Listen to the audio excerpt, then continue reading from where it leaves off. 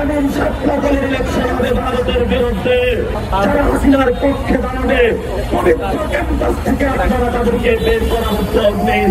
আমরা নির্বাচন প্রক্রিয়া যারা কাজ করছে তাদেরকে সাধুবাদ জানাই, কিন্তু ভোট পাওয়ার জন্য কিছু সুবিধা পাওয়ার জন্য গণঅভ্যুত্থানের করবে শেখ হাসিনার যত ধরনের অবৈধ কাজ এগুলোর বিরুদ্ধে বাংলাদেশে অনেক দল রাজনৈতিক ব্যক্তি বন্ধ ছিল।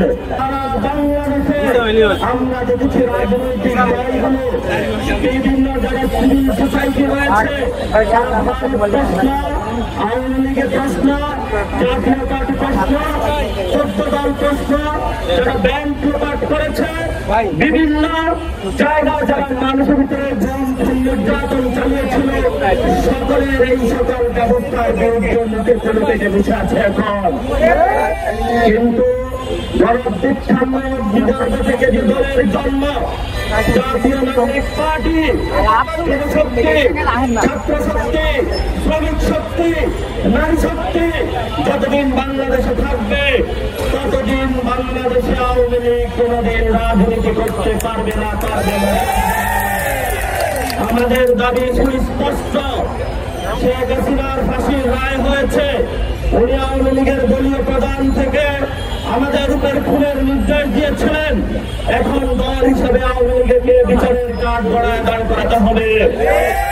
এই শেখ হাসিনার ফ্যাসিস্ট রিজিমের অঙ্গ প্রতিষ্ঠান জাতীয় পার্টি, তাকে বিচারের আওতায় নিয়ে আসতে হবে। শুধু তাই নয়, আরো তার যে ছোট ছোট গৃহপালিত যে দলগুলো রয়েছে, 14 দলীয় জোটের যারা রয়েছে, তাদেরকেও বিচারের আওতায় নিয়ে আসতে হবে। আমরা ভারতকে ভয় পাই না। ভারত যতই বাংলাদেশকে চোখ রাঙানি দেখ না কেন, আমাদের ভারতের সামনে কোনো ভয় নয়, ভয় নয়। আমরা অনেকবার বলছি, আমরা এখন বেঁচে থাকবার লড়াই আছি। ভারতীয় এস্টাবলিশমেন্ট অংশকে বলবো, আগামী নির্বাচন আসতেছে, যদি কোন দল ভারতের সাথে মৈত্রী চুক্তিতে অবতীর্ণ হয়ে নতুন ভাবে ক্ষমতায় যাওয়ার স্বপ্ন দেখে, তাদের পরিণতি কিভাবে আওয়ামী লীগ হাসিনার মতন হবে। এবং গত 15 বছরে আমাদের যারা ব্যাংকের টাকা লুপাট করেছে, আমার জীবনের অসংখ্য পরিবেশের মধ্যে জীবন চালিয়েছিল, আমরা আজকে তাদের বিচারের দাবিতে মাঠে নেমেছি। আগামী ইলেকশন হবে পলিটিক্যাল ইলেকশন, আগামী ছাত্রদলের ইলেকশন হবে আওয়ামী লীগের বিরুদ্ধে, আগামী ছাত্রদলের ইলেকশন হবে ছাত্রদলীয় জোটের বিরুদ্ধে, আগামী ছাত্রদলের ইলেকশন হবে ভারতের বিরুদ্ধে।